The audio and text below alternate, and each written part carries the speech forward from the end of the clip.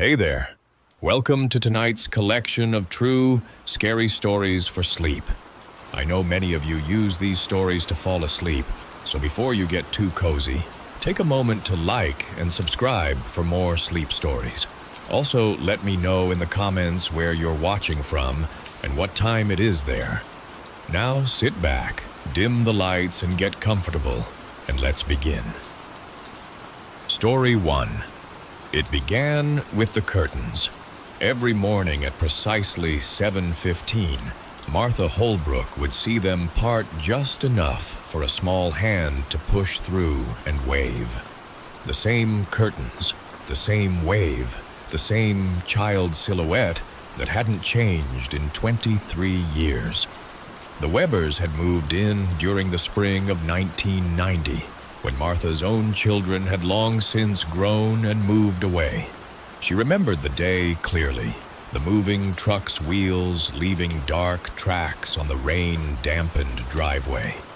Catherine Weber's porcelain-perfect smile as she introduced herself and her family, and 7-year-old Jonathan's bright yellow raincoat as he splashed in puddles. Martha had been a pediatric nurse for 4 decades before retiring, and if there was one thing she knew with absolute certainty, it was how children grew.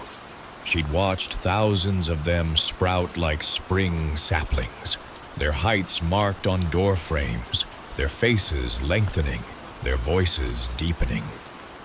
She could predict growth spurts with almost supernatural accuracy, having spent years tracking heights and weights, documenting the steady march of time through their young bodies.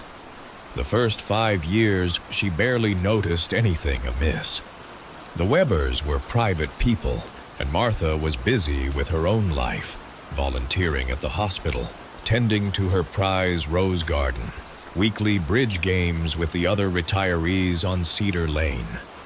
Jonathan was homeschooled, so she only caught glimpses of him playing in the backyard or riding his bicycle up and down the street. It was during the summer of 1995 that the first whisper of wrongness crept into her consciousness.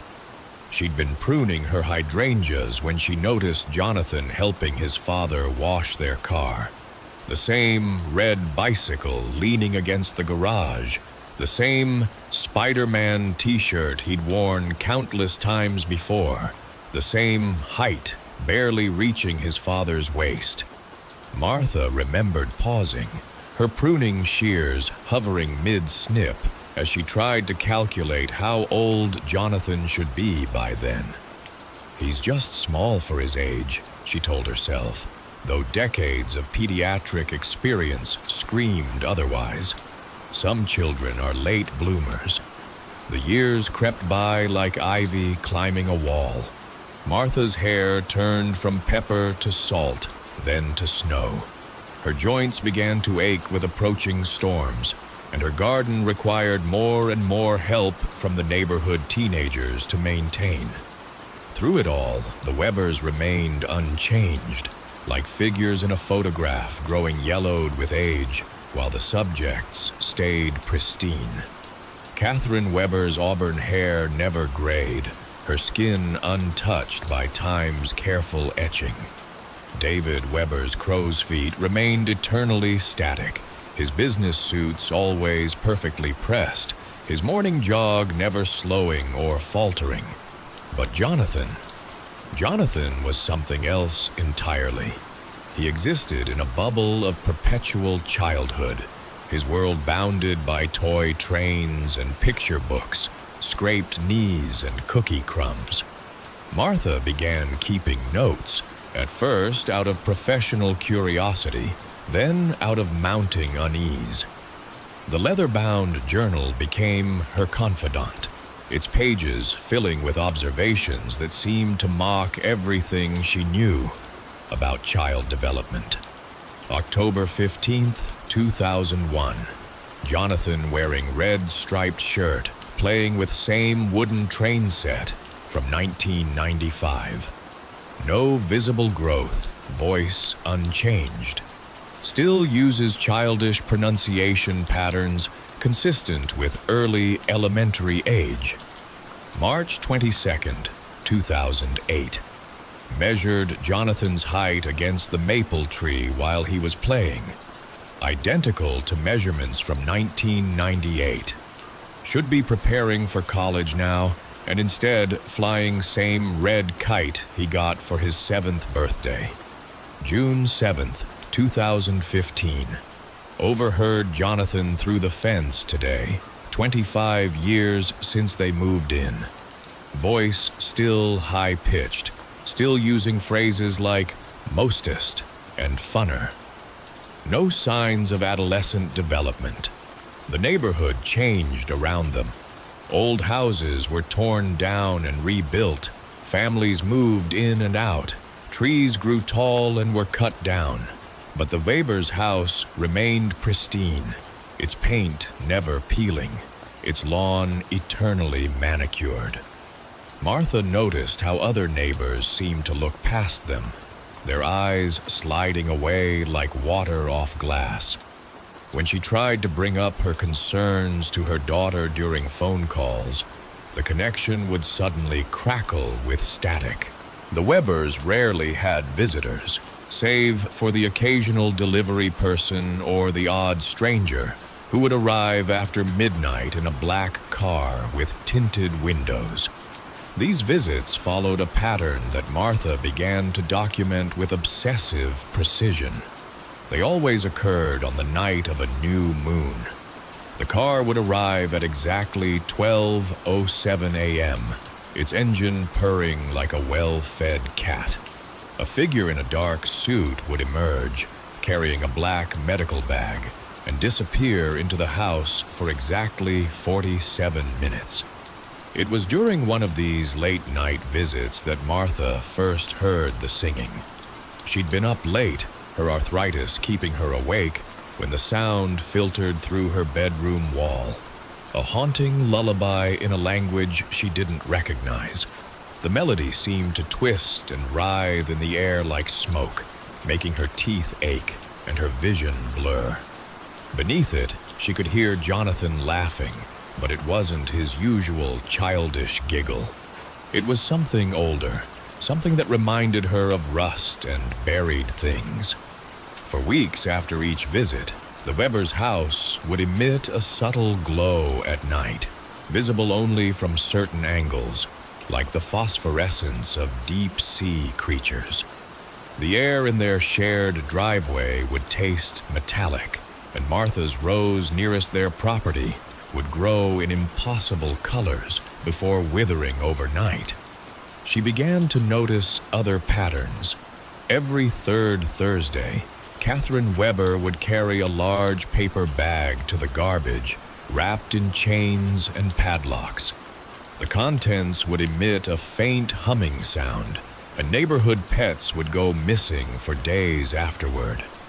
David Weber's morning jog always took him past the local elementary school, where he would pause for exactly 12 seconds to watch the children at recess, his smile never quite reaching his eyes. One crisp autumn morning, Martha encountered Catherine in their shared driveway. The woman's smile was perfect, practiced, like something learned from a book about human expressions. "Beautiful day, isn't it, Martha?" Catherine's voice was honey-sweet, but her eyes were flat and cold, like coins. "The years just fly by, don't they?" "They certainly do," Martha replied, clutching her trash bag tighter. "Jonathan seems, well..." Something flickered behind Catherine's eye, as quick as a snake's tongue. "Our little blessing. Children are such gifts, aren't they? They keep us young." She tilted her head at an angle that was slightly too sharp. "You must miss working with them as a nurse, all those small, perfect bodies, growing and changing, or not changing, in some special cases."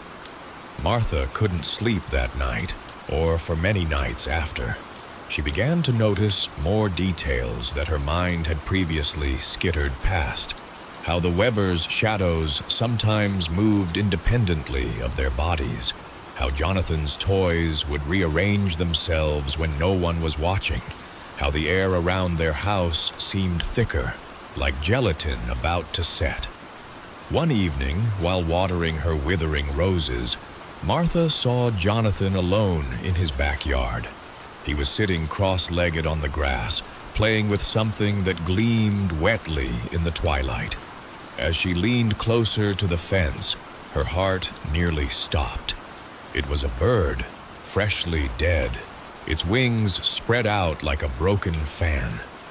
Jonathan was arranging its feathers with methodical precision, humming that strange lullaby she'd heard before.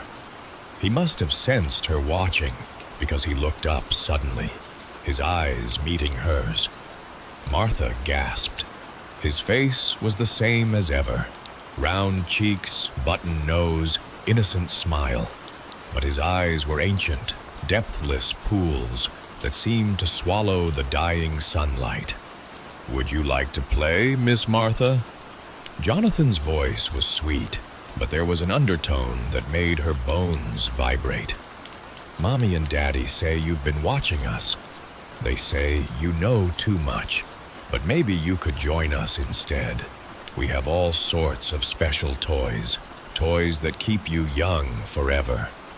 Martha backed away from the fence, her arthritic legs nearly giving out beneath her. As she retreated, she heard Jonathan's laugh, that terrible ancient sound, and Catherine's voice calling for him inside their house. "Jonathan, dear, time for your special medicine." That night, Martha called her daughter in Arizona, begging her to come visit. "Something's wrong," she whispered into the phone, watching the Weber's windows pulse with a sickly green light.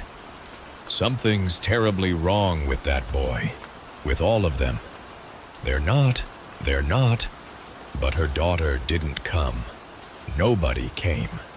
And 3 days later, when the police finally arrived, responding to concerns from Martha's other neighbors about her newspaper piling up, they found her sitting in her rocking chair facing the Weber's house.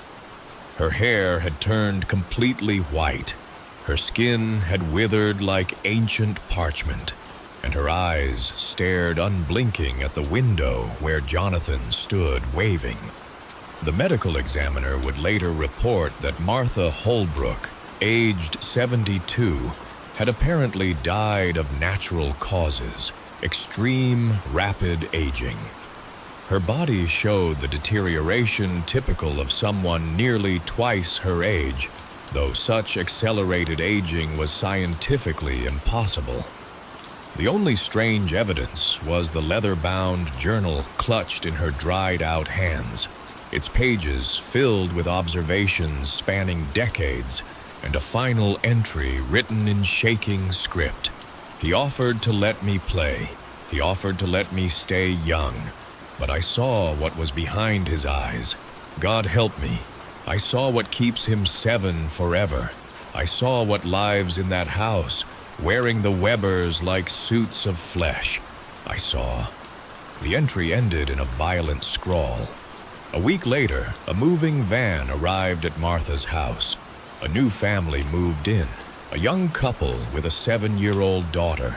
And every morning at 7:15, Jonathan Weber parts his curtains and waves to his new neighbor, his gap-toothed smile never changing, his ancient eyes glittering with possibilities.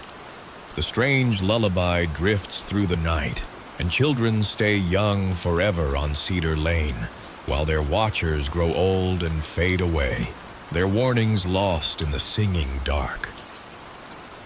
Story 2.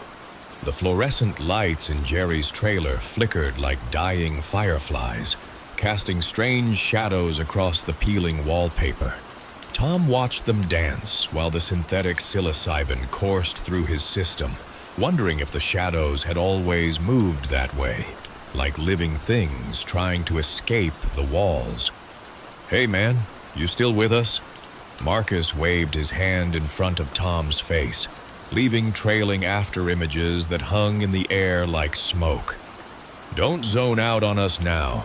Jerry's got something special cooking." Tom nodded, though the motion felt disconnected from his body.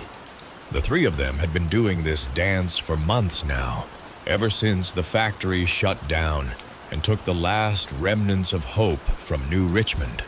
Their little Rust Belt town had been dying for decades, but that final closure felt like watching someone pull the plug on a comatose patient. Jerry emerged from his tiny kitchen, holding what looked like a tea kettle made of bronze and bone. Tom blinked hard, but the impossible object remained unchanged. "Where'd you get that thing?"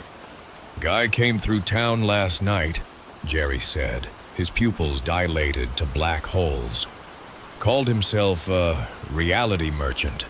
Said he had something that would make our usual stuff look like baby aspirin." The kettle seemed to pulse with its own heartbeat. Tom could have sworn he saw faces pressing outward from within the metal, like drowning people trying to break through ice. "I don't know about this," Marcus said, but Tom could hear the curiosity bleeding through his voice. They were all curious. When you lived in a place where tomorrow looked exactly like yesterday, anything different became irresistible. Jerry poured 3 cups of something that moved like liquid mercury, but smelled like burning autumn leaves. He said it would show them what's really there, behind the curtain of what they thought was real. He called it Verity Tea. Tom took his cup, watching the liquid swirl into impossible geometric patterns. "What's it made from?" Jerry's laugh had an edge of hysteria. He said it's made from the dreams of people who never woke up. Said it's brewed in the spaces between seconds. They should have walked away. Later, Tom would replay this moment countless times, imagining versions where they dumped the tea down the drain and went back to their normal chemical escapes. But in a town where nothing ever happened, the promise of something happening was too powerful to resist. They drank together, the liquid burning like static electricity on Tom's tongue. At first, nothing seemed different. The trailer's walls still stood where they always had. The shadows still danced, and Tom could still feel the worn fabric of the couch beneath his fingers. Then he noticed that the shadows weren't being cast by anything in the room. "Do you guys see?" Tom started to ask, but his words trailed off as he watched Marcus's face begin to fold in on itself like origami, revealing layers of reality beneath his skin. Each fold exposed new dimensions of space, geometric impossibilities that hurt to look at. Jerry was laughing, but his laugh echoed backward through time, each repetition slightly different until it became a symphony of madness. The trailer's walls peeled away like old paint, revealing not the outside world, but endless corridors of time stacked like library shelves. Tom tried to stand, but discovered he had already been standing for several eternities. His memories rearranged themselves like shuffling cards, showing him versions of his life that couldn't have happened, but somehow had. He saw himself dying in wars that never occurred, falling in love with people who had never been born, achieving greatness in a town that had always been successful. "It's beautiful," Marcus whispered, his voice coming from everywhere and nowhere. "Do you see how it all fits together?" Tom did see. The walls between moments had become transparent, revealing the machinery of reality. Great cosmic gears turned in synchronization with their heartbeats. Entities that had always been there, hidden in peripheral vision, finally stepped into view. Geometrical beings that existed in more dimensions than the human mind could process. One of them turned its attention to Tom. He felt its regard like a physical weight, crushing his consciousness into new shapes. It spoke without speaking, its thoughts inserting themselves directly into his brain. "We have always been here, watching through the holes in your reality. Your species sees so little, understands so little. But now you see us, and we see you seeing us, and the cycle is complete." Tom tried to scream, but time had become non-linear, and his scream existed simultaneously in his throat and in the moment of his birth and at the heat death of the universe. He watched as reality folded itself into new configurations, revealing that their small, dying town had never been real. It was a simulation running in the mind of a being that dreamed in 11 dimensions. Jerry was crying tears that fell upward, each droplet containing entire universes. "They're coming through," he sobbed. "We weren't supposed to see them, and now they're coming through." The shadows on the walls had become doors, and through those doors came things that had no business existing in three-dimensional space. They moved like thought given form, like mathematics made flesh. Tom watched in horror as they began to feed on possibility itself, consuming all the things that might have happened but never did. Marcus tried to run, but discovered that running was impossible when every point in space was simultaneously every other point. His attempt at movement caused him to fracture into multiple versions of himself, each one experiencing a different probability. Tom watched as these versions began to collapse into each other, creating a singularity of consciousness that screamed in harmony with itself. The reality merchant appeared then, standing in a corner that hadn't existed moments before. He smiled with too many teeth arranged in non-Euclidean patterns. "The T shows truth," he said, his words tasting like copper in Tom's mind. "But humans were never meant to see truth. Truth is poison to creatures who evolved in a world of comfortable lies." Tom felt his own identity beginning to dissolve, memories and possibilities mixing together like paint and water. He remembered futures that would never happen, and pasts that had always been true. He watched as the beings from beyond the walls of reality began to restructure the world, using human consciousness as raw material for their incomprehensible projects. The last thing Tom saw before his individual existence ceased to have meaning was Jerry's trailer peeling away, layer by layer, revealing that it had always been a cocoon for something that was finally ready to hatch. Reality itself was the egg, and what was emerging would remake everything in its image. In what remained of New Richmond, in what remained of time itself, three consciousnesses that had once been friends experienced eternity in a single moment, their minds expanding to encompass truths that no human mind was meant to contain. They became part of the machinery that had always been there, hidden behind the thin veneer of what they had thought was real. And somewhere in a dimension perpendicular to all known space, the reality merchant smiled and moved on to the next town, carrying his kettle full of truth, looking for more minds to open to the horror of ultimate reality.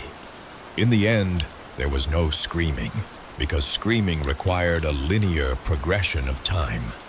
There was no escape, because every point in space had become every other point. There was only truth, eternal and unbearable, and the beings that had always been watching, waiting for someone to drink the tea that would finally let them in. The shadows still dance on the walls of Jerry's trailer, for those who can still perceive walls.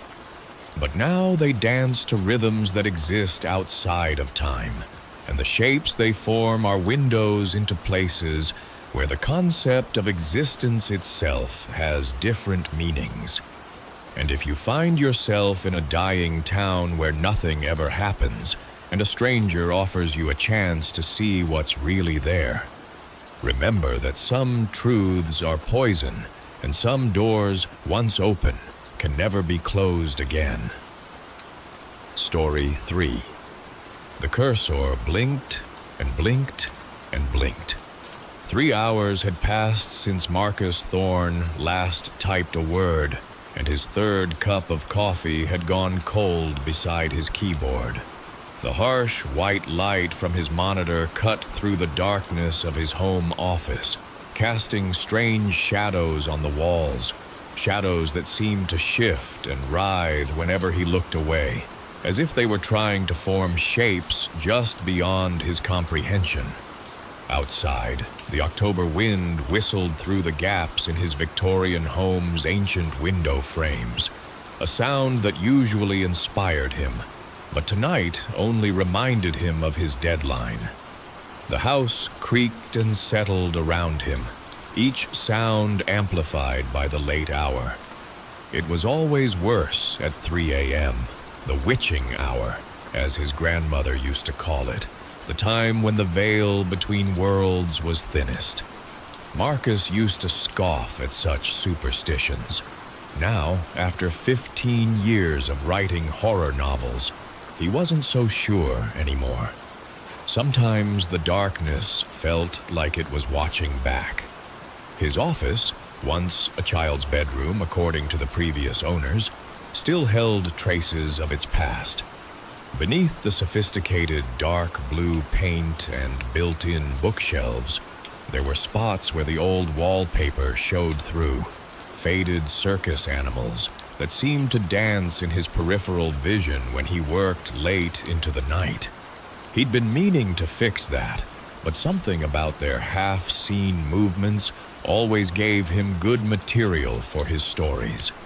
15 years as a horror novelist, and here he was, stuck on what his agent promised would be his breakthrough book. His previous novels had done well enough. Modest success, decent reviews, steady but unremarkable sales. But nothing like what Sophie Chen, his newly acquired agent, had promised when she signed him 6 months ago. "You just need that one big idea," she'd said over lunch at that overpriced bistro downtown, her perfectly manicured nails tapping against her wine glass. Something personal, something that bleeds. The way she'd said bleeds had made him uncomfortable, though he couldn't say why. Maybe because it reminded him of... No, he wouldn't think about that. Marcus rubbed his tired eyes and opened Reddit for the 100th time that night. The blue light from his screen seemed to pulse slightly, like a heartbeat, though he told himself it was just eye strain. He'd been lurking on a writing prompts sub for weeks now, hoping for inspiration, though he'd never admit that to Sophie. His fingers hovered over the keyboard as he created a new post. Struggling writer, desperately seeking that one big idea. Will credit, will pay, just need something fresh and terrifying. Please, help. The words looked pathetic on his screen. Each letter seemed to mock him, reminding him of every rejection letter, every mediocre review, every time someone at a convention had confused him with another, more successful horror writer. He hit post and leaned back in his chair, disgusted with himself. 15 years of crafting horror stories, and here he was, begging strangers on the internet for ideas like an amateur. The shame of it made his stomach churn. The notification sound made him jump. It wasn't the usual Reddit notification tone. It was deeper somehow, wrong, like a bell being struck underwater. Someone had already responded. The username was strange. No such memory underscore 1987. For a moment, the numbers seemed to rearrange themselves, forming different years, different combinations, before settling back into 1987. Marcus blinked hard. He really needed to sleep. The message read, "I have a story for you. A true story about a boy who killed his best friend in 1987 and got away with it. Want to hear more?" Marcus's heart skipped a beat. The room suddenly felt smaller, the shadows in the corners deeper. He moved to click away, but his hand froze over the mouse. 1987. He was 12 that year. The year Nolan? No. This had to be a coincidence.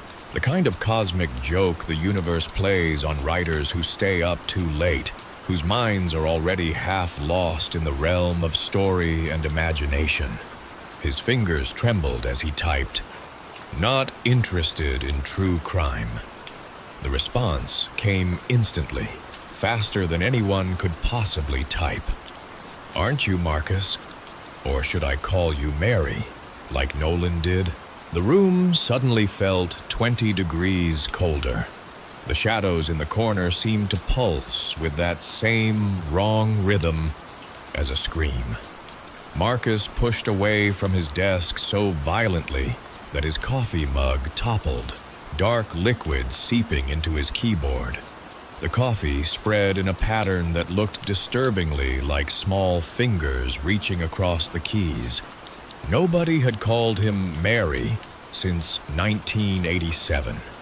Since that day in the woods behind Oakwood Elementary School. Since Nolan. Since the fort and the rock and the... Another message appeared, the letters forming one by one, as if invisible fingers were typing them. "You told everyone he ran away, that he talked about going to California to find his dad. They believed you because you were the good kid, the quiet kid. Nolan was the troublemaker, and nobody looked too hard." Marcus's throat closed up. He couldn't breathe, couldn't think. The words on the screen blurred as tears filled his eyes, but when he blinked them away, the letters seemed to have shifted slightly, as if they were trying to spell different words, darker words, true words. "But we both know where he really is, don't we, Mary? Under that old oak tree, the one that got struck by lightning that summer. Remember how the split in the trunk looked like a screaming face? Remember how that made Nolan laugh? Remember how the same split looked after, when you'd finished, when the tree seemed to be screaming for him?" The memory hit him like a physical blow. The oak tree had changed after that day. Every time he'd passed it until his family moved away. That split had looked different, wider, more agonized, as if the tree was trying to tell what it had witnessed. Sometimes he'd sworn he could see Nolan's face in that screaming mouth. "Who are you?" Marcus typed, his fingers slipping on the keys, leaving trails in the spilled coffee that looked like tears or blood in the monitor's pale light. "I'm your big idea, Mary. The one that bleeds." Marcus slammed his laptop shut, but the notification sound came from his phone instead. Then from his desktop computer, then his tablet. Each screen in the room lit up simultaneously, their light pulsing in sync like a technological heartbeat, each displaying the same message. "Want to know the really scary part? I'm not Nolan. I'm not some ghost or demon. I'm you, Marcus. I'm the part of you that's been trying to tell this story for 37 years. The part of you that knows the only way to write something that bleeds is to open up old wounds. And you have so many wounds, don't you, Mary? So many stories written in scar tissue." The wind outside grew louder, and in it Marcus could swear he heard Nolan's laugh, that high-pitched giggle they used to drive the teachers crazy. He pressed his hands against his ears, but the sound was inside his head now, mixing with memories he'd spent decades burying. The fort they built that day, the walls made of broken branches and stolen planks. The argument over who got to be leader, such a stupid thing to fight about. But they were 12, and everything felt life or death at 12. The rock in Marcus's hand, so much heavier than he'd expected, its surface rough against his palm. The way Nolan had looked up at him from the ground, confused more than scared, right until the end. The sound. God, the sound it had made. "You've written 19 horror novels," the messages continued, appearing faster now, each screen in the room showing different parts of the same message, forcing Marcus to look from display to display like a deranged conductor. "But you've never written the only horror story you really know. The one about a 12-year-old boy who killed his best friend over a stupid game. The one about how that boy grew up to write horror stories about monsters because real evil was too hard to face. But real evil isn't hard to face at all, is it, Marky? You face it every morning in the mirror. You've built a career on it. Every monster you've ever written has had Nolan's laugh. Every victim has died with that same look of confusion. You've been telling the story all along, just in pieces, just in shadows." Marcus's hand shook as he reopened his laptop. The cursor blinked in a new document, waiting, patient, hungry. "Tell it, Mary. Tell it true. Tell them about the sound the rock made. Tell them about how warm his blood was on your hands. Tell them about how you went home and ate dinner with your family afterward, and how the spaghetti sauce looked just like—" "Stop," Marcus whispered, but his fingers were already moving across the keyboard. He began to type. The boy's name wasn't Nolan in the story I finally wrote. I called him Danny instead. But everything else, the fort in the woods, the lightning-split oak, the rock that fit too perfectly in a 12-year-old's hand, that was all true. Some stories don't need embellishment to be horror. Some stories are born in blood. The words came faster now, pouring out like a confession, like a wound finally being drained of poison. Outside, the wind died down, but Nolan's laugh lingered in Marcus's mind, becoming quieter and quieter until it was just the sound of keys clicking in the dark. The shadows in the room seemed to lean forward, reading over his shoulder, nodding in approval. 3 months later, the fort debuted at #1 on the New York Times bestseller list. Critics called it a haunting exploration of childhood guilt and a masterwork of psychological horror. Sophie Chen called it his breakthrough. In interviews, Marcus called it fiction. He thanked an anonymous Reddit user for the inspiration. But late at night, when the cursor blinks in the dark, he still gets messages from no such memory _1987. They're always the same. Ready to tell another true story, Mary? There are so many more where that came from. So many secrets just waiting to bleed onto the page. Remember Sarah from summer camp? Remember Mr. Peterson next door? Remember all the stories you haven't told yet? And sometimes, when the wind blows just right, Marcus swears he can hear Nolan laughing, waiting for the next story to begin. But now other voices have joined in. Other stories, other secrets, other wounds waiting to bleed on the page. After all, the cursor keeps blinking and blinking and blinking, and it's always hungry for more. Story 4. None of us could recall exactly when the counting began.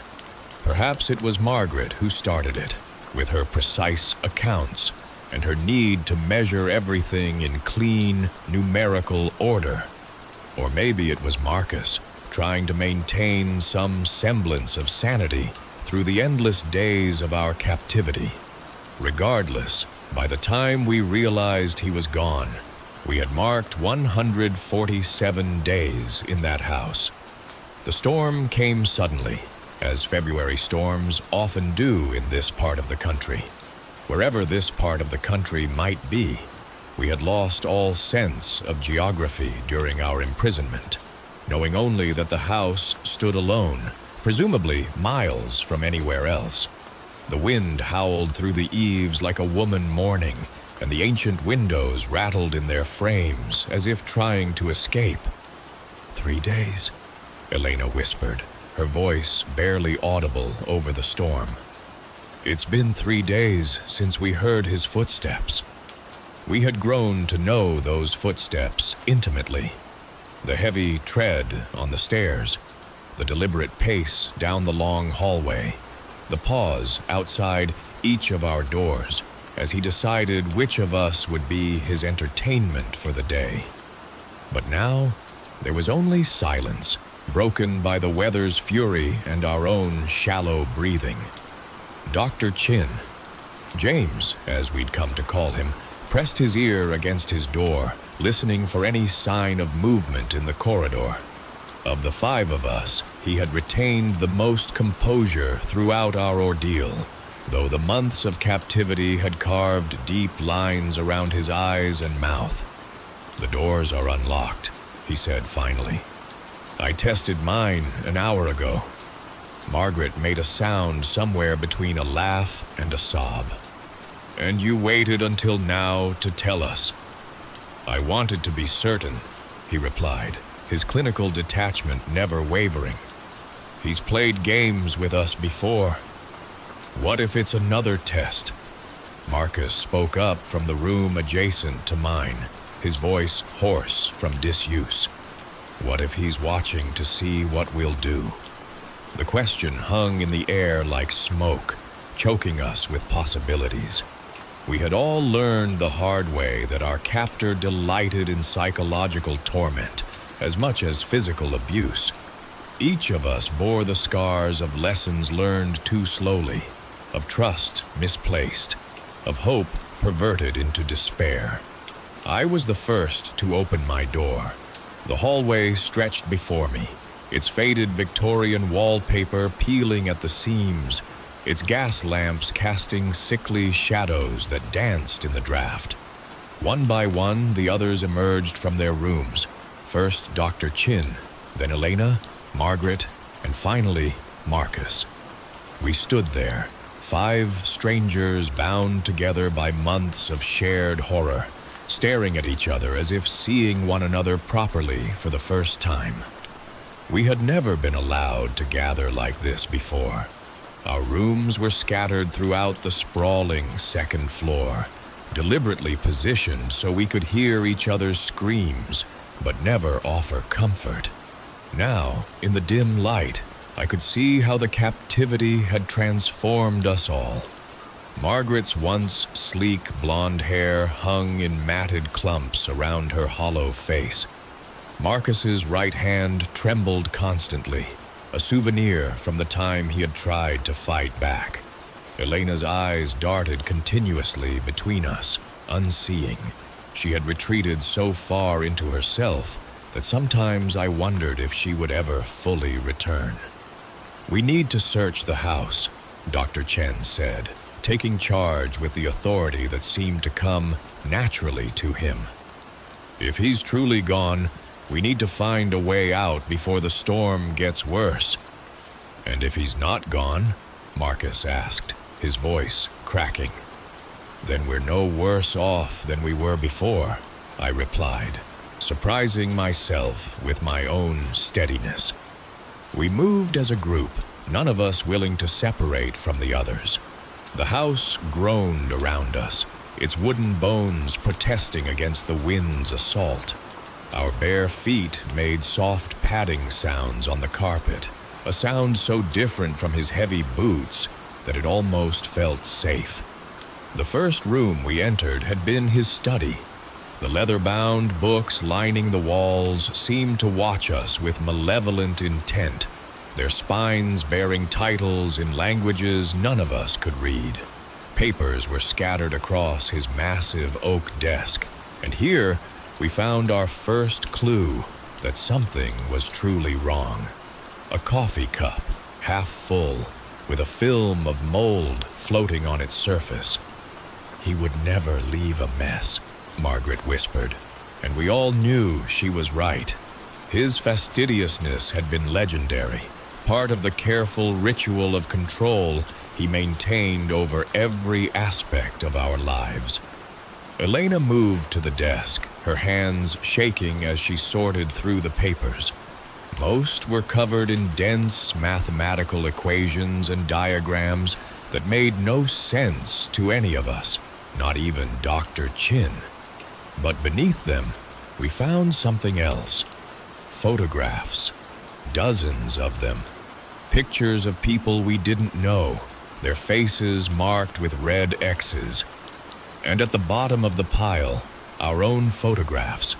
Before pictures, from our lives before this house. Our faces were unmarked. The storm's intensity increased, rain lashing against the windows like fingers trying to claw their way in. A particularly violent gust rattled the house's foundation, and somewhere below us, a door slammed. We froze, 5 hearts pounding in terrified unison. "The basement," Elena said suddenly, speaking more clearly than she had in weeks. "It's always been about the basement." She was right, of course. We had all heard the sounds that came from below. The humming, the mechanical whirring, the occasional screams that couldn't possibly have come from human throats. He spent hours down there, emerging with his eyes fever bright and his hands stained with substances we pretended not to see. The descent to the basement felt like a journey into hell itself. The stairs were steep and narrow, the wood worn smooth by his countless trips up and down. Our only light came from the occasional flash of lightning through the small ground-level windows, casting everything in stark, terrifying relief. The basement door stood open, which was wrong. It was never open. The smell that wafted up was wrong too. A mixture of ozone, copper, and something else. Something ancient and dead. "We should go back," Marcus pleaded, but we all knew we couldn't. Whatever answers existed in this house of horrors, they lay in the darkness below. Dr. Chin found a flashlight near the door. Its beam was weak, but better than nothing. The light revealed a laboratory that would have looked at home in a Victorian horror novel. Glass tubes and copper wires connected various machines, whose purposes we couldn't begin to guess. Journals filled with his cramped handwriting covered every surface, their pages filled with diagrams of human anatomy interspersed with symbols that hurt our eyes to look at directly. And there, in the center of it all, we found him, or what was left of him. His body lay sprawled across his work table, one hand still clutching a pen, the other stretched toward something that looked like a hybrid between a radio and a medical imaging device. His face was frozen in an expression of triumph or terror. It was impossible to tell which, but it was his chest that drew our attention. Something had burst out from inside him, leaving a cavity that was completely empty. Not bloody, not torn, simply empty. As if everything that had once been there had simply ceased to exist. Margaret began to scream, and Elena joined her. Marcus vomited in a corner. Dr. Chin and I moved closer, driven by a horrified fascination we couldn't suppress. "Look," Dr. Chen said, pointing to the journal entry our captor had been writing when whatever happened, it happened. The last words on the page read, "The gateway is open. They are coming through." The lights in the basement suddenly flickered to life, though we hadn't touched any switches. The machines began to hum, a sound that built from barely perceptible to bone rattling in seconds. The air grew thick and heavy, like breathing through syrup. "We need to leave," I said, backing away from the table. "We need to leave right now." But as we turned to flee, we saw them. Shadows on the wall that moved against the light. Shapes that shouldn't exist in our reality, beginning to pull themselves through into ours. And we understood, finally, that we had never been his prisoners at all. We had been his protection. The storm rages on outside, and the things that were once shadows are almost fully formed now. We've barricaded ourselves in our old rooms, pushing furniture against the doors, knowing it won't be enough. We can hear them moving through the house, opening doors, searching. I'm writing this down quickly, hoping someone will find it and understand. He kept us here for 147 days, not out of cruelty, but because he knew what was coming. He knew what he would unleash, and he needed souls nearby to draw their attention when they finally came through. The door is beginning to splinter. I can see something reaching through the cracks, something that looks like a hand but isn't, something that was never meant to exist in our world. I have to stop writing now. They're here. Story 5. The fluorescent lights in Professor Morton's English literature classroom buzzed with the same monotonous frequency of Scott Warner's depression. He sat in the back row, third seat from the left, watching condensation form on the window while some sophomore groaned on about the symbolic significance of the yellow wallpaper. The Prozac he'd been prescribed sat untouched in his dorm room drawer, next to 3 weeks of unfinished assignments and a letter from the academic board about his pending academic probation. James Chen's hand shot up, cutting through the tired discussion like a knife. Scott had noticed him before.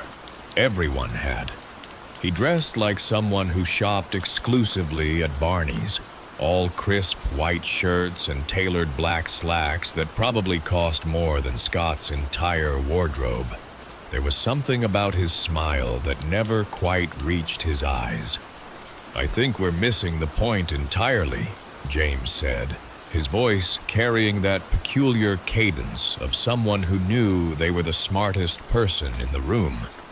"The wallpaper isn't just about patriarchal oppression. It's about the pleasure of watching someone else's descent into madness. The narrator doesn't just become crazy, she becomes dangerous. And isn't that what we all secretly wanted to see?" Professor Morton's face tightened, but she nodded. Interesting perspective, Mr. Chen." Scott caught James staring at him as class ended, that same empty smile playing across his lips. He gathered his things quickly, hoping to escape before Warner. Scott Warner James was standing beside his desk, designer messenger bag slung across his shoulder. Up close, his skin was perfect, almost artificial, like a mannequin's. "Yeah?" Scott mumbled, shoving his untouched copy of the yellow wallpaper into his backpack. "Walk with me." It wasn't a request. The October air bit through Scott's thin hoodie as they crossed the quad. James walked with precise steps, hands clasped behind his back like a 19th century gentleman taking his constitutional. "You're failing 3 classes," James said matter-of-factly, "including English literature. Your GPA is hovering around a 1.8, and you haven't attended Psychology 101 in 2 weeks. The university is preparing to ask you to leave at the end of the semester." Scott stopped walking. "How do you..." I know everything about everyone in that class, Scott. I know that Michelle Peterson cheats on her boyfriend every Thursday night with her TA. I know that Professor Morton has been stealing prescription pills from her mother's medicine cabinet. And I know that you've been considering ending it all from the roof of Sherman Hall. The world tilted sideways. Scott felt bile rise in his throat. What do you want? James's smile widened, showing too many teeth. I want to help you, Scott. I want to give your life purpose. And all you have to do is help me with a little project. He pulled out his phone, opened a notes app, and showed Scott a list of names. Scott recognized them all from English literature. What is it? A reading list? People who need to be removed from the narrative, James said softly. Scott's laugh came out as a strangled wheeze. You're insane. No, I'm efficient. And you're going to help me, Scott, because if you don't, your name goes right at the top of the list. James's eyes were completely black now, like shark eyes. Besides, haven't you ever wondered what it would feel like to have that kind of power over another person's story? The next 2 weeks passed in a blur of surveillance and careful planning. James had everything mapped out with military precision. They watched their classmates' routines, documented their habits, their vulnerabilities. James took meticulous notes in a leather-bound journal, his handwriting perfect and precise. Their first target was Derek Morrison, a loudmouth sophomore who'd made the mistake of challenging one of James's interpretations of the telltale heart. Fitting, isn't it? James mused as they watched Derek leave his evening workout. Poe would appreciate the symmetry. The plan was simple. Derek always took the same path back to his dorm, cutting through the empty arts building. James had secured them access cards through means Scott didn't want to know about. But when the moment came, Scott froze. Derek was right there, checking his phone, completely unaware. James pressed the garrote into Scott's hands. Do it, James whispered, his breath hot against Scott's ear. Become the protagonist of your own story. Scott's hands shook. He couldn't. He wouldn't. James sighed, almost disappointed. Plan B, then. The taser hit Derek in the back of the neck. As he convulsed on the ground, James pulled out a syringe. What is that? Scott asked, his voice barely a whisper. A cocktail of my own design. It'll look like a heart attack, natural causes, tragic, really. A promising young athlete struck down in his prime. The next day, Derek's empty seat in class felt like a black hole, sucking all the air out of the room. Professor Morton's voice shook as she announced the news. Michelle Peterson cried.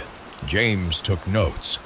That night, Scott vomited until there was nothing left but bile. When he looked in the mirror, his reflection seemed wrong somehow, distorted, like the person staring back at him was wearing his face as a mask. James appeared in his room without warning, sitting in Scott's desk chair like he owned it. You did well yesterday, he said, flipping through Scott's untouched textbooks. The look of horror on your face was very convincing. No one would ever suspect. I want out, Scott said. James's laugh was like breaking glass. Oh, Scott, don't you understand? You're already a part of the story, and it's going to be a masterpiece. The next target was Michelle Peterson. James had photos of her Thursday night activities, planned to use them as bait. But when they went to her dorm room, they found her already dead, pills scattered across her desk like confetti. Did you? Scott started. No, James said, genuinely surprised. This wasn't me. He picked up her journal, read a few pages. Apparently, our dear Michelle couldn't live with the guilt of her indiscretions. How deliciously traditional. That's when Scott began to understand. James wasn't just killing people. He was writing a story, crafting a narrative where every death fits some twisted literary pattern. Michelle was the fallen woman. Derek, the arrogant youth, brought low by hubris. "Who's next?" Scott asked, hating himself for asking, hating himself more for being curious. James showed him the list, 3 more names. Professor Morton was last. Why her? "Every story needs a worthy antagonist," James said.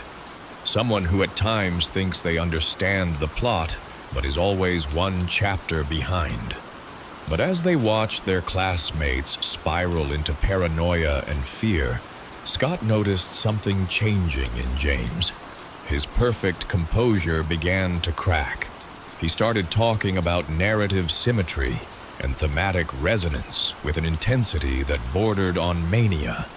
After the 3rd death, a quiet girl named Sarah who died in what appeared to be a swimming accident, Scott found James in the library, surrounded by books about medieval poison techniques. "It's not perfect," James muttered, not looking up. "The pacing is off. We need something more dramatic, something that ties it all together."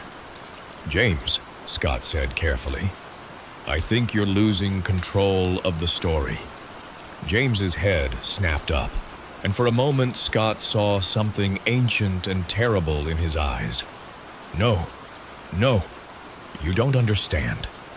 This is my masterpiece, my contribution to the grand tradition of American Gothic literature. Bret Easton Ellis wishes he could write something this pure. That's when Scott realized the truth. James wasn't just playing a role. He actually believed he was creating art. And like all great artists, he had become obsessed with his creation. The final act came during the memorial service. The entire English Lit class gathered in the chapel, with Professor Morton giving a tearful speech about the tragedy of losing so many bright young minds. James sat in the front row, perfectly still. Scott saw him slip something into his pocket before the service began. As Professor Morton finished speaking, James stood up. "A wonderful eulogy," he said, voice carrying in the quiet space. "Really captured the essence of our fallen classmates. But I think there's something missing from your analysis." He pulled out his journal and began to read. Every detail, every death meticulously documented. The room froze in horror as he described things only the killer could know. "You see," James said, looking directly at Professor Morton, "this was never about the deaths. It was about the story. The way fear spreads like poison through a community. The way people reveal their true selves when faced with mortality. You taught us that literature holds a mirror to society, didn't you, Professor?" Scott stood up. "James, stop." "Ah, my faithful narrator," James smiled. "Come to witness the denouement." The police burst in before James could finish his monologue. Later, Scott would learn that Professor Morton had suspected James for weeks, had been gathering evidence. She'd seen the patterns, too. As they led James away, he was still talking about narrative structure and symbolic resonance. His perfect composure never cracked, even as the handcuffs clicked shut. Scott sat alone in the chapel long after everyone else had gone. He pulled out his copy of the yellow wallpaper, now dog-eared and worn. He understood it differently now, understood how madness could wear a perfect mask, how darkness could hide behind intelligence and charm. He also understood that he would never be free of the story. Even as he testified at James's trial, even as he watched him being led away to a high-security psychiatric facility. Scott knew that part of him would always be trapped in that narrative, forever watching from the back row, third seat from the left, as tragedy unfolded with terrible precision. Sometimes late at night, he swears he can hear James's voice, discussing the symbolic significance of their shared chapter in the great American Gothic tradition. And sometimes, in his darker moments, Scott wonders if maybe James was right, if they really did create something terrible and perfect together. But mostly, he tries not to think about the way James smiled when they led him away, or the words he whispered as he passed Scott in the courthouse. "Thank you for helping me write my masterpiece." Scott transferred to another university the next semester. He switched his major to engineering, where stories follow rigid patterns of cause and effect, where numbers don't hide secret meaning. But sometimes, when he passes the English building on his new campus, he catches himself looking for James's reflection in the windows, that perfect smile that never quite reached his eyes. He doesn't read fiction anymore. Story 6. I've worked at the Blackwood Institute for Mental Health for 23 years, and I've never seen anything quite like the events that transpired during that bitter winter of 2023. Dr. Eleanor Vance hired me as head nurse when the facility first opened, and I prided myself on maintaining a certain professional distance from our patients.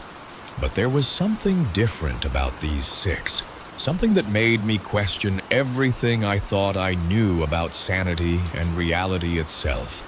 It started with Marcus Chen, admitted in late October, a brilliant software engineer who became convinced his computer was watching him, not through the webcam or microphone, mind you, but through the code itself. He claimed the numbers were rearranging themselves into faces when he wasn't looking directly at them. Standard paranoid delusions, we thought. Then came Sarah Whitaker, a retired schoolteacher who insisted shadows were following her home. Not her own shadow. She was very specific about that. These shadows, she said, belonged to nothing at all. They moved against the light, gathering in corners where shadows had no business being. When she arrived, she and Marcus had never met. Yet during their first group therapy session, he finished describing her shadows before she could. By December, we had 4 more patients with similar symptoms. Thomas Burke swore his reflection was wrong, that it would sometimes wear different clothes or stand perfectly still while he moved. Maria Delgado couldn't sleep because she said the walls of her bedroom were breathing. James Foster claimed invisible creatures were living in the spaces between radio stations, speaking in voices made of static. And finally, there was Rachel Montgomery, who was convinced that someone or something was slowly replacing everyone she knew with exact duplicates. All 6 displayed classic signs of paranoid schizophrenia, yet their delusions shared disturbing commonalities that defied statistical probability. Dr. Vance noted this in her journal, which I found later, much later, after everything happened. I remember the day things began to unravel. It was during a group session in the East Wing's common room, where the winter sun cast long fingers of light through the Victorian windows. Marcus was speaking about his numbers again, his hands trembling as he drew patterns in the air. "They're getting bolder," he said. "The faces in the code. They know we can see them now." Rachel, who usually stayed quiet during these sessions, suddenly sat forward. "Are they smiling?" "The faces." Marcus went pale. "How did you know?" "Because," Sarah interrupted, her voice barely a whisper, The shadows smile too when they think we're not looking. I made a note on my clipboard, trying to maintain my professional demeanor, but something about the temperature in the room had changed. Dr. Vance must have felt it too, because she adjusted her collar, though the heating was working perfectly fine. "They're testing the boundaries," Thomas said, staring at his hands. My reflection waved at me this morning. Not when I waved, after I stopped. Maria began to cry softly. The walls in my room weren't breathing last night. They were laughing. James, who hadn't spoken in 3 days, suddenly said, "They're not in the static anymore. They're in between the spaces of everything, in between thoughts, in between heartbeats, in between the seconds on the clock." I looked at the clock on the wall. For a moment, just a moment, I could have sworn the second hand moved backwards. Dr. Vance cleared her throat. "These are shared delusions," she said, but her voice lacked its usual conviction. "Your minds are creating patterns." "Then why can I see the shadow behind you right now?" Sarah asked quietly. Everyone in the room turned to look. I didn't want to. Every rational part of my training told me not to, but I did. There was nothing there, of course, just the wood-paneled wall and the afternoon light. But as I turned back to my notes, I caught something in my peripheral vision, a darkness that didn't match the angle of the sun, a darkness that moved. That was the beginning. Over the next few weeks, things began to happen that couldn't be explained away by group hysteria or mental illness. Security cameras would show empty hallways, but the motion sensors would trigger. Computers in the admin office would type by themselves, not random letters, but words in languages so ancient, our linguistics consultant could only identify fragments. The patients grew calmer, oddly enough, as if accepting that their delusions were real had somehow made them more stable. It was the staff who started to unravel.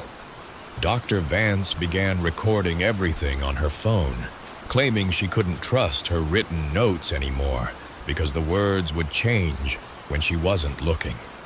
Orderly Pete Jenkins quit after swearing he saw his reflection remain in a window after he'd walked away.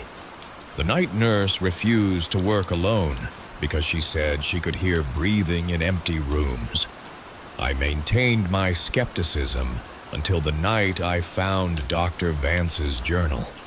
She'd been documenting everything meticulously, but it was the last entry that made my blood run cold. They were never hallucinating. Their minds weren't broken. They were evolving, developing the ability to see what's always been here, in the spaces we've trained ourselves to ignore. We diagnosed them as paranoid because we couldn't see what they saw. But now I can see them too. They're everywhere. They always have been. And they know we know. The patients weren't the subjects of this study. They were the control group, the only sane ones. God help us, they were the only sane ones all along. I found her office empty the next morning. The security footage showed her working at her desk until 3:17 a.m., when she suddenly looked up, smiled at something off camera, and walked out of frame. She hasn't been seen since. The 6 patients were transferred to other facilities after that. The official record says it was due to institutional reorganization, but I know the truth. They were separated because they could see too much, and whatever they were seeing had started to see back. I still work at Blackwood. Someone has to. But I've started noticing things, little things. The way my shadow sometimes moves a fraction of a second too slowly. The faces I catch forming in the static between radio stations. The way the numbers on my computer screen seem to shift when I'm not looking directly at them.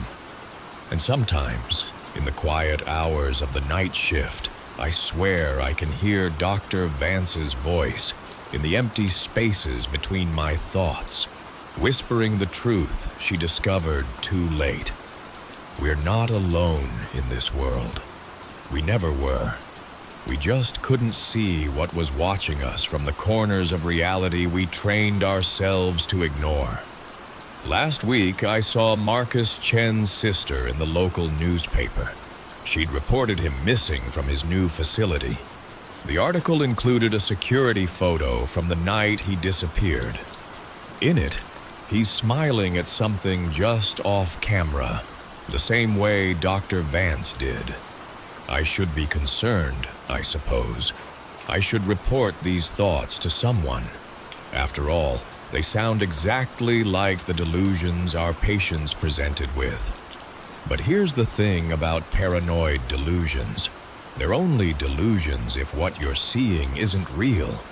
And I'm starting to see them too now, in the spaces between moments, in the darkness between blinks, in the silence between words. They're watching me write this. I can feel them reading over my shoulder, their presence like a cold spot in reality itself. But I'm not afraid anymore. Not really. Because I understand now what our patients understood then. These things have always been here, watching us, studying us. And now that we can finally see them, they're ready to show us what's been hiding in plain sight all along. If you're reading this, you might think I've lost my mind. That's okay. I thought the same about our patients once, but pay attention to the spaces you've trained yourself to ignore, the gaps in reality you've learned to look past. You might start to notice things, and once you see them, they'll know you can see them, and they'll smile. Story 7. Dr. Michael Winters stood at his childhood home's threshold, each minute stretching like cold molasses as he stared at the key in his trembling hand. The February wind crawled through Evergreen Valley with deliberate slowness, carrying the sweet pine scent he remembered from his youth, but now tainted with something metallic, something wrong. 23 years had passed since he'd left for medical school, and only his parents' sudden passing had drawn him back. Carbon monoxide poisoning, according to the official report, a faulty furnace in the dead of winter. He spent several long moments studying the house's facade. The white paint had yellowed like aged bones, its shutters hanging at odd angles that made his eyes hurt if he looked too long. The garden his mother had tended, once vibrant with herbs she'd used for her famous remedies, lay barren, choked by frost-bitten weeds that seemed to twist away from his shadow. When he finally inserted the key, the lock turned with disturbing ease, as if the house had been anticipating his return all these years. The foyer still smelled of his mother's lavender sachets, though she'd been gone for weeks. Michael moved through the house with measured steps, each floorboard creaking beneath his feet like a warning. In the living room, everything remained exactly as they'd left it, preserved like insects in amber. His father's reading glasses perched on the coffee table beside a dog-eared copy of the Evergreen Gazette, dated January 15th. The headline seemed to writhe before his eyes. Local heart disease rates hit historic low. Michael let out a bitter laugh that echoed too long in the empty house. If only his patients back in Boston could achieve such stellar cardiac health. Over the years, he'd built his reputation treating the most complex cases of heart disease. But here in Evergreen, cardiovascular problems were mysteriously absent. Even during his medical school days, He'd found it peculiar that no one from his hometown ever suffered heart attacks or needed bypass surgery. The grandfather clock in the hall struck 3, its chimes discordant and wrong. A knock at the door made him jump. Eleanor Bishop, his next-door neighbor since childhood, stood on the porch with a covered casserole dish. She hadn't aged a day, her auburn hair still perfectly arranged, her smile fixed and unwavering like a porcelain doll's. Something about the way she held herself made Michael think of a puppet with very few strings. "Mikey," she breathed, the childhood nickname falling from her lips like dead leaves. "We've missed you so terribly much." She stepped inside without waiting for an invitation, her movements too fluid, too precise. "Such a tragedy about your parents, but everything happens for a reason, doesn't it?" Her words carried an undertone that made Michael's skin prickle with goose flesh. He'd forgotten how the people of Evergreen spoke, like actors reading from a script they'd memorized but didn't quite understand, their inflections just slightly off. "Thank you, Mrs. Bishop. I'm just here temporarily to settle their affairs and put the house on the market," he said firmly, trying to ignore how the temperature seemed to drop with each word. Her smile flickered like a faulty fluorescent light. "Oh, but Mikey, you can't sell. This is your home." She stepped closer, her shoes making no sound on the hardwood floor. "Evergreen needs you, especially now that Dr. Blackwood has retired." Michael hadn't heard about the retirement of Evergreen's only physician. "I have a practice in Boston," he said, "but we've been waiting so long for you to come back." She placed her hand on his arm, and he noticed how cool her touch felt, even through his sleeve. The chill seemed to seep into his bones. "We never get sick here, Mikey. You'll have such an easy time of it." That night, sleep eluded him. The house creaked and settled around him with sounds that seemed almost like whispered conversations. The grandfather clock struck midnight 7 times.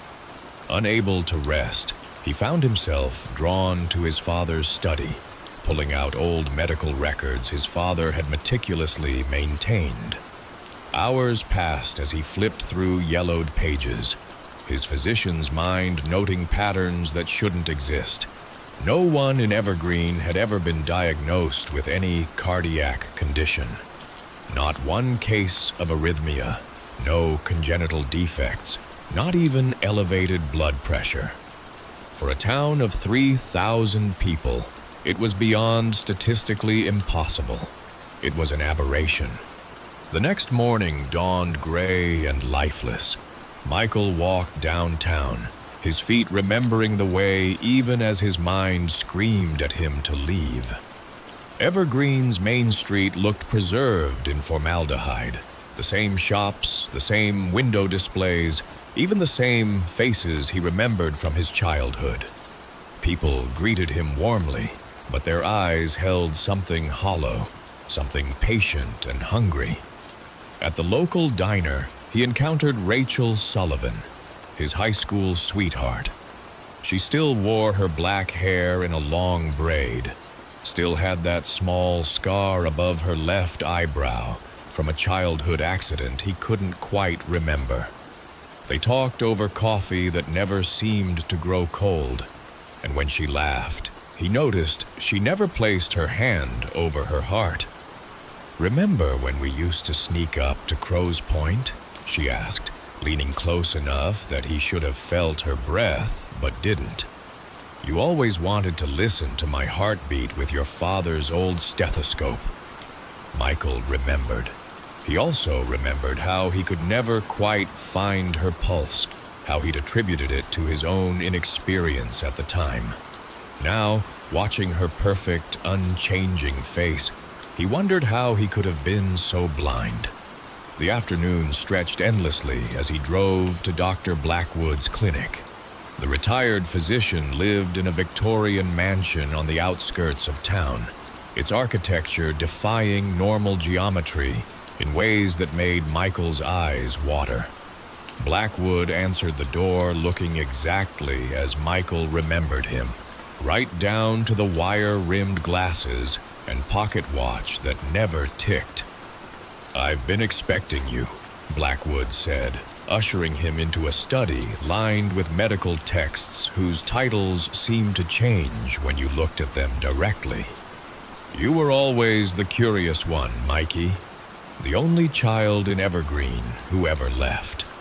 "What's wrong with this town?" Michael demanded, his voice steady despite the tremor in his hands. "Why doesn't anyone here have heart disease? Why don't they age?" Blackwood sighed, removing his glasses with deliberate slowness. "You're asking the wrong question, son. The real question is, why do they need a cardiologist so desperately?" Ice formed in Michael's veins. "What do you mean? Haven't you figured it out? Why do you think your parents really died? Why do you think I'm retiring?" Blackwood's smile revealed too many teeth, arranged in ways that weren't quite right. "They need fresh hearts, Mikey. Every few decades, they need new ones. And who better to harvest them than a trusted physician?" Michael backed away, but Blackwood moved with impossible grace, grabbing his arm. The old doctor's grip felt like permafrost. "Your father served us well for 30 years, Blackwood continued, his voice taking on the quality of grinding glass. "But he grew hesitant, started asking too many questions, just like you're doing now. We had such hopes for you, Mikey, a cardiologist. Do you know how perfect that is?" Michael wrenched free and ran outside. The sun hung wrong in the sky, though he couldn't say exactly how. The streets filled with townspeople, all walking toward him with the same vacant smile. He saw Mrs. Bishop, Rachel Sullivan, his old teachers, childhood friends. Their faces unchanged by time, their movements too smooth, too coordinated, like a single organism with many bodies. He made it to his car, fumbling with keys that seemed to grow teeth of their own. In the rearview mirror, he saw them approaching, their chests beginning to split open like rotten fruit, revealing empty cavities where their hearts should have been. The spaces inside them were darker than darkness itself. The engine roared to life with a sound like a scream, and Michael floored the accelerator. As he sped past the Leaving Evergreen sign, he caught a glimpse of Dr. Blackwood in his mirror, standing in the middle of the road, surrounded by the townspeople. The old doctor raised his hand in farewell, and Michael saw something beating in his closed fist, something that pulsed in perfect synchronization with the thunder in his own chest. He drove through the night, his heart pounding against his ribs like it was trying to escape. He told himself he'd never return, but deep down, he knew better. They'd find a way to bring him back. After all, hearts don't last forever, and Evergreen would need a new physician sooner or later. When he finally stopped for gas just before a dawn that seemed reluctant to arrive, Michael checked his phone. He had one new text message from an unknown number. "Your patients in Boston will miss you, Mikey. But don't worry, we'll wait. We're very patient here in Evergreen. We have to be. These hearts won't last forever." As he stared at the message, Michael felt a strange flutter in his chest, like wings beating against his rib cage. Placing his hand over his heart, he noticed for the first time how irregularly it was beating, how it seemed to stutter and skip in patterns that his medical training told him were impossible. How had he never noticed before? And why did it feel like it was beating in sync with something far away, Something back in Evergreen calling him home. He got back in his car and pointed it toward Boston, pressing the accelerator until the engine screamed. But with each mile marker that passed, the flutter in his chest grew stronger, more insistent. He couldn't shake the feeling that somewhere in Evergreen, in his father's old study perhaps, a jar sat waiting on a shelf. A jar containing something that had always belonged to him. Something that beat in time with the pulse that now quickened beneath his ribs. The car's headlights cut through the pre-dawn mist, but in their beam, every road sign seemed to point back to Evergreen. Michael drove faster, but he already knew you can never really leave your heart behind. Not when it's beating in someone else's hands. Story 8. The first time Dr. Marcus Thorne realized he could make it look like an accident, he wasn't even trying. It was his second year teaching at Riverside Preparatory, and Bradley Cooper, no relation to the actor, as the boy loved to remind everyone, had been systematically terrorizing the younger students. The way Bradley leaned against lockers, the casual flick of his wrist as he knocked books from trembling hands, the satisfied smirk that followed. It all bore the hallmark of another time, another tormentor. Marcus had simply been demonstrating proper safety protocols for handling sulfuric acid. If he tilted the beaker a fraction too far, if Bradley had been standing slightly too close, well, accidents happened in chemistry labs. The boy's anguished screams had triggered something in Marcus's hindbrain, a dark flower blooming in fertile soil. The incident report had been clinical, sterile. Student BC failed to maintain proper safety distance during demonstration. Minor chemical burn to right forearm. Parents notified. Safety protocols reviewed. That night, Marcus sat in his study, a glass of burgundy trembling in his hand as he replayed the scene. The screams should have horrified him. Instead, they sang to him, a siren song of possibilities. He opened his laptop and began a new document, typing with methodical precision. Subject 1, Bradley Cooper. Incident date, September 15th, 2008. Nature of injury, second-degree chemical burn. Notes: accidental exposure during standard safety demonstration. Subject displayed marked reduction in aggressive behaviors following incident. It would be 3 months before he orchestrated his second accident. The winter of 2008 draped Riverside Prep in a blanket of snow that never quite seemed to melt. Marcus spent those dark months planning, cataloging the minute details of laboratory safety procedures that could, with subtle manipulation, become instruments of retribution. He learned that certain chemicals, when properly combined, could create delayed reactions.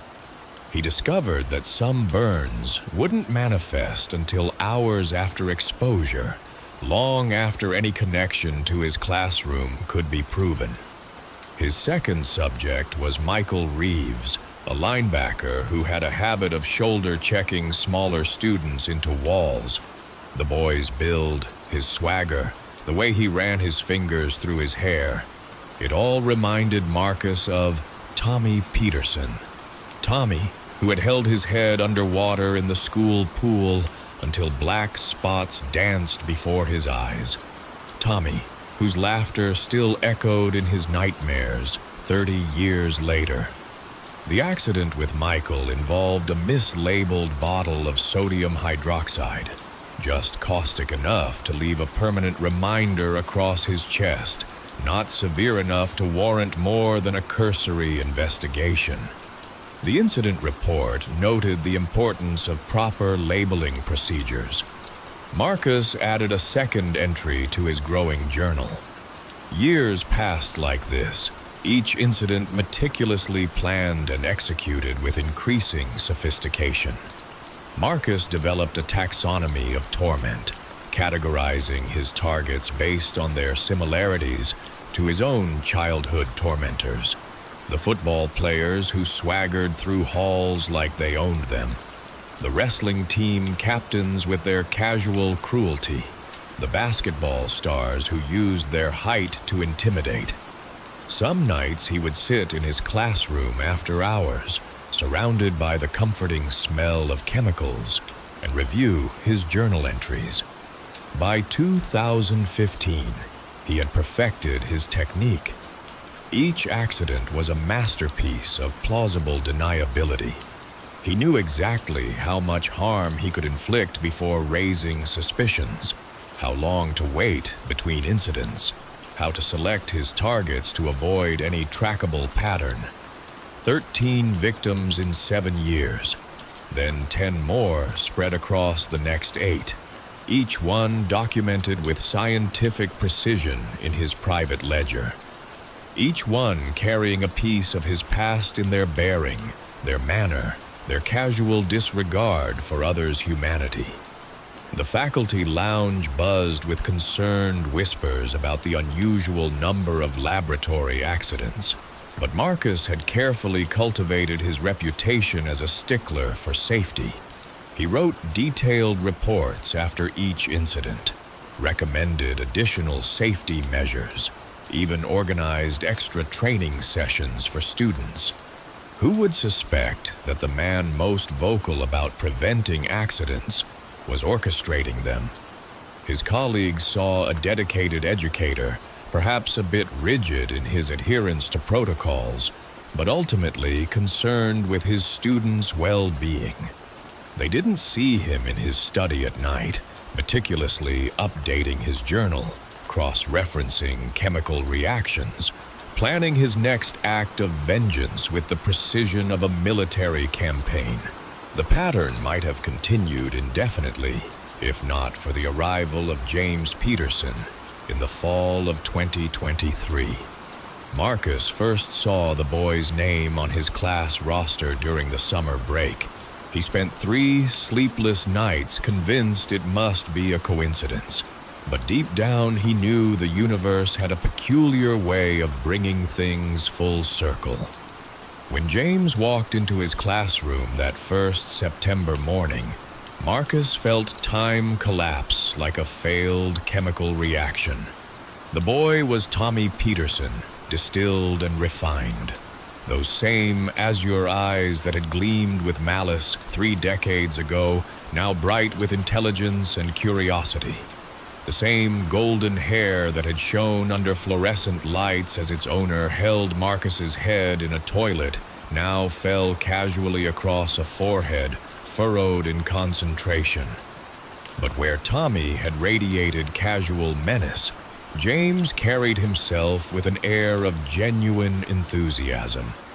He took the front row seat directly in front of Marcus's desk, unpacked his notebook with methodical care, and looked up with an eager smile that contained no trace of his father's cruelty. "Dr. Thorne?" James raised his hand before class even began. "I just wanted to say how excited I am to be in your class. My dad talks about you all the time." The words hit Marcus like a splash of acid. "Your father?" "Yeah," he said. "You were in his class at Millbrook High.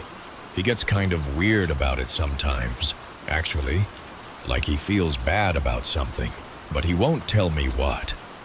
Marcus gripped the edge of his desk until his knuckles whitened. Tommy Peterson talked about him. Felt bad? The man who had systematically destroyed his adolescence, who had driven him to switch schools senior year, who had planted the seeds of revenge that had flourished into 23 carefully documented accidents. That night, Marcus pulled out his journal and opened to a fresh page. His pen hovered over the paper, trembling slightly. For the first time in 15 years, He couldn't bring himself to begin a new entry. Days turned to weeks. Marcus watched James in class with the intensity of a scientist observing an unprecedented reaction. The boy was brilliant, his grasp of chemical principles intuitive and deep. He helped struggling students without prompting, stayed after class to discuss advanced concepts, treated the laboratory equipment with a respect bordering on reverence. "The molecular structure of benzene," James said one afternoon, sketching the hexagonal ring in his notebook. "It's like poetry, isn't it? The way everything fits together so perfectly." Marcus found himself nodding, remembered saying almost the exact same thing to his own chemistry teacher decades ago, before Tommy Peterson had beaten the poetry out of it. It was during parent-teacher conferences that Marcus's carefully constructed world began to crack. Tommy Peterson's name appeared on his schedule for the 7:15 p.m. slot, and Marcus spent the entire day fighting the urge to prepare a special chemical demonstration for his old tormentor. When Tommy walked into the classroom that evening, Marcus barely recognized him. The golden hair had faded to steel gray. The athletic build had softened with age, but it was the eyes that threw him. They held none of the casual cruelty he remembered, only a profound weariness, and something that looked disturbingly like shame. "Marcus," Tommy said softly, extending his hand. "I've been hoping for this chance for a long time." Marcus stared at the offered hand like it might bite him. "Have you?" "I know. No apology can ever be enough." Tommy's voice cracked slightly. "What I did to you, there's no excuse. But seeing James in your class, seeing him love chemistry the way you used to, it feels like some kind of cosmic second chance." "Second chance?" Marcus's laugh was bitter as cyanide. "Do you have any idea what you did to me, Tommy? What I became because of you?" He gestured to the chemical storage closet. "Let me show you something. A special project I've been working on." Tommy followed him inside without hesitation, and Marcus felt a surge of contempt for the man's trust. The small space was lined with bottles and jars, each one a potential weapon, each one a memory of past vengeance. "Your son is quite talented," Marcus said, reaching for a bottle on the top shelf. "He reminds me of myself at that age. Before you taught me what the world was really like." Tommy's eyes widened as Marcus uncapped the bottle. "Marcus, please. Did you know that some acids can burn through flesh in under 30 seconds? I've become quite the expert on the subject. Would you like a demonstration? I named him after you." The words hit Marcus like a physical blow. "What?" "James Marcus Peterson." Tommy's voice was barely a whisper. "After you." When Angela was pregnant, I couldn't stop thinking about what I'd done, the person I'd been. I wanted my son to be different, to be better, like you were. The bottle slipped from Marcus's grasp. Tommy lunged forward, catching it before it could shatter. Their eyes met over the deadly container, and Marcus saw himself reflected in those familiar azure depths. Not the victim he'd been, but the monster he'd become. "I know about the accidents," Tommy said quietly, carefully placing the bottle back on the shelf. 23 of them, right? All bullies, all reminders of me. Marcus felt his legs give way. He slid down the wall to sit on the cold floor. "How?" "I'm on the school board now. I've read every incident report, watched the pattern emerge, known for years that it had to be you, but couldn't bring myself to stop it, because in some twisted way I deserved it by proxy, didn't I? Why didn't you report me?" Tommy sat down beside him, their shoulders almost touching in the cramped space. Because I owed you a debt I could never repay. Because every time I read about another accident, I remembered holding your head underwater, hearing your glasses crack under my foot, watching you fight back tears as you picked up your scattered books. Because every victim was me, and every scar they carried was one I deserved. They sat in silence among the chemicals, two men haunted by the ghosts of who they'd been. Outside, they could hear students leaving evening activities, their laughter echoing down the halls. Among them would be James, probably heading to the library to study. James, who saw beauty in molecular structures, who helped others understand complex reactions, who bore his father's face but Marcus's name. "What do you need?" Tommy asked finally. To stop. Marcus stared at the bottles surrounding them, years of meticulously planned revenge suddenly looking hollow rather than satisfying. "I don't know how to be anything else anymore." "Then let James teach you." Tommy's voice was gentle. "Let him show you who you were before I broke you. Before you broke yourself trying to fix it." The next day, Marcus began removing bottles from the storage closet. It took nearly a month to dispose of everything properly, to erase the evidence of 15 years of calculated vengeance. James helped, never questioning why his teacher suddenly needed to reorganize the entire chemical storage system. The journal remained locked in his desk drawer, 23 entries, 23 reminders of how close he'd come to becoming something far worse than any bully who'd ever tormented him. The 24th page stayed blank, a testament to the hardest lesson he'd ever learned, that revenge, like certain chemical reactions, leaves permanent changes in everything it touches. In the years that followed, Marcus watched James graduate, go on to study chemistry at MIT, eventually returned to Riverside Prep as a student teacher. He kept the journal as a reminder, not of vengeance accomplished, but of vengeance transcendent.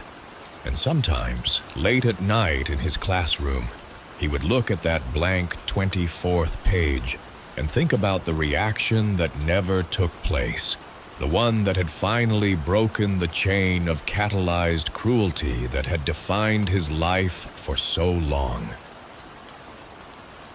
Story 9. I awoke to the sound of my own breathing, harsh and mechanical, filtered through plastic and rubber.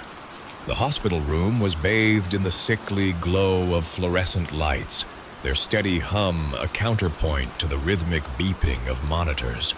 My throat felt raw, as though I'd swallowed broken glass, and when I tried to call out, no sound emerged.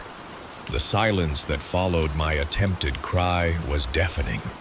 I remembered fragments, the screech of tires, the crystalline shower of windshield glass, the metallic tang of blood. But these memories were like photographs scattered by wind, disconnected and blurring at the edges. The last clear memory I had was of a man's voice, calm and professional, saying, "Today is your lucky day." Then 4 figures in black robes, their faces hidden in shadow, wheeling my bed down a corridor that seemed to stretch forever. A nurse entered, young, with close-cropped dark hair and circles under her eyes that spoke of too many night shifts. When she saw me watching her, she dropped her clipboard. The clatter echoed through the room like a gunshot. "Dr. Thaddeus," she called out, her voice trembling. "She's awake." The doctor arrived minutes later, though it felt like hours. He was tall and thin, with silver-streaked hair and wire-rimmed glasses that caught the light at odd angles, making it impossible to see his eyes. His smile didn't reach his mouth. "Mrs. Wheeler," he said, consulting my chart. "How wonderful to see you've rejoined us. You've been unconscious for quite some time. I tried to speak again, but my voice remained trapped in my throat. Dr. Thaddeus noticed my distress and held up a hand. Temporary aphonia is common after prolonged intubation, he explained. Your voice will return in time. For now, please, try to rest. But I couldn't rest. Something was wrong, fundamentally, terrifyingly wrong. The shadows in the corners of the room seemed too deep, too alive. The window showed only darkness, though my internal clock insisted it should be daylight. And the air tasted like copper and ash. That night I dreamed of the robed figures. In my dream, they weren't wheeling me down a hospital corridor, but through a vast cathedral with walls of bone. Their robes weren't black, but the absence of color, as if they'd cut holes in reality itself. One turned to look at me, and beneath its hood I saw my own face, months younger, screaming. I woke to find my room full of flowers, roses, lilies, chrysanthemums, all in full bloom despite the winter chill that crept through the walls. Their perfume was overwhelming, cloying, like decay dressed up in sweetness. A card nestled among the roses read, "Welcome back. You were chosen." The nurse who brought my breakfast, different from the one the day before, wouldn't meet my eyes. When I grabbed her wrist, trying to get her attention, trying to ask about the flowers, her skin was cold as marble. She pulled away so quickly she knocked over my water glass, but it didn't shatter. Instead, it hung suspended in midair for a fraction of a second before righting itself. I began to notice other things. The shadows moved when no one was casting them. The clock on the wall ran backward for exactly 17 minutes, every day at 3:47 p.m. Sometimes, when I looked at my reflection in the window at night, it would take a moment too long to mirror my movements. Dr. Thaddeus visited daily, always with his not-quite smile and his light-catching glasses. He asked me to perform simple tasks, touch my nose, follow his finger with my eyes, squeeze his hand. But his hand was always ice-cold, and sometimes I could swear I saw something moving beneath his skin. "Your recovery is remarkable," he would say. "Truly remarkable. You're very lucky." That word again, lucky. It made my skin crawl. On the 7th day after I woke up, my voice returned. Not in a whisper, not in a croak, but in a rush of words I couldn't control. I found myself speaking in languages I didn't know, describing places I'd never been, naming people I'd never met. The words poured out of me like black water, and I couldn't stop them. The night staff began to avoid my room. I would lie awake, listening to their footsteps hurry past my door, hearing them whisper to each other in voices that sometimes didn't sound human at all. I started keeping a journal, writing down everything I could remember about the accident and what came after. But each morning, I'd wake to find the previous day's entries transformed into elaborate drawings of labyrinths and symbols I didn't recognize, all done in what looked suspiciously like dried blood. The flowers never wilted. 9 days after I woke up, I managed to leave my bed without assistance. My legs were weak, but held me. I shuffled to the bathroom, clinging to my IV stand, and for the first time since waking, I saw myself in a proper mirror. I looked exactly as I remembered, down to the small scar above my left eyebrow from a childhood accident. But as I stared at my reflection, I noticed something that made my blood freeze. I wasn't breathing, my chest wasn't moving, and when I pressed my fingers to my neck, I couldn't find a pulse. I stumbled back to my bed and pressed the call button repeatedly. No one came. The lights in the hallway flickered and died, leaving only the glow from my monitors. In their pale blue light, I saw shapes moving in the darkness, tall, robed figures that seemed to float rather than walk. Dr. Thaddeus entered without opening the door, simply stepping through it as if it were mist. Behind him came the 4 robed figures from my memory, from my dreams. "Mrs. Wheeler," he said, removing his glasses.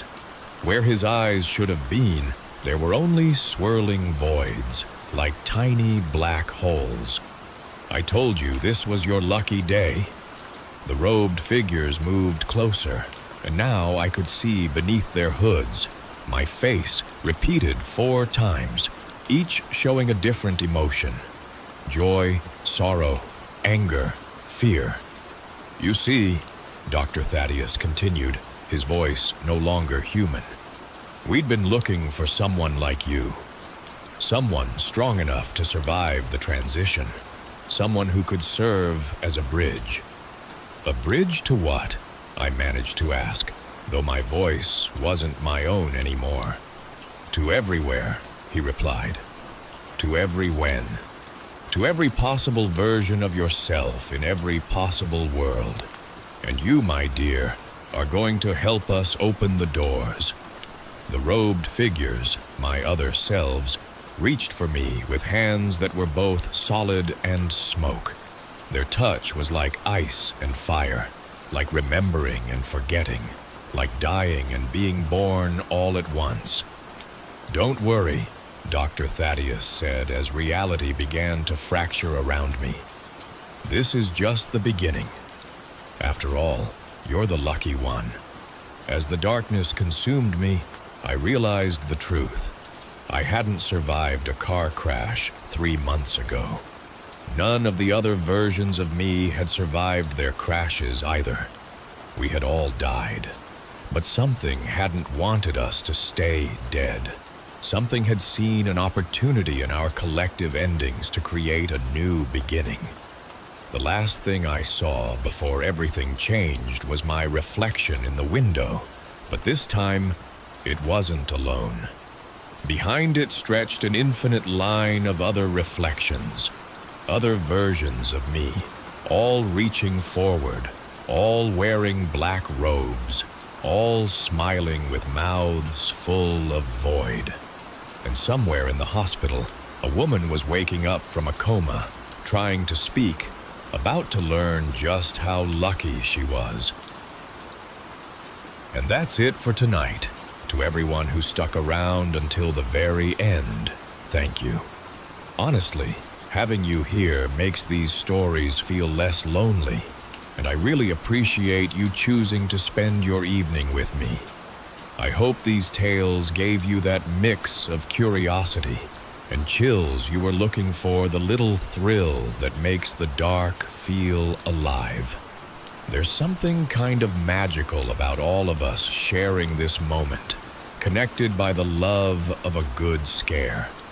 I'll be back soon with more mysteries and more stories that make you double-check the dark corners of your room. Until then, rest easy, sleep well, and try not to let tonight's tales follow you. Though if they do, remember, they're just stories. And hey, before you go, if you haven't yet, make sure to hit that like button and subscribe so you don't miss the next trip into the unknown. Thanks again for being here, and I'll see you next time.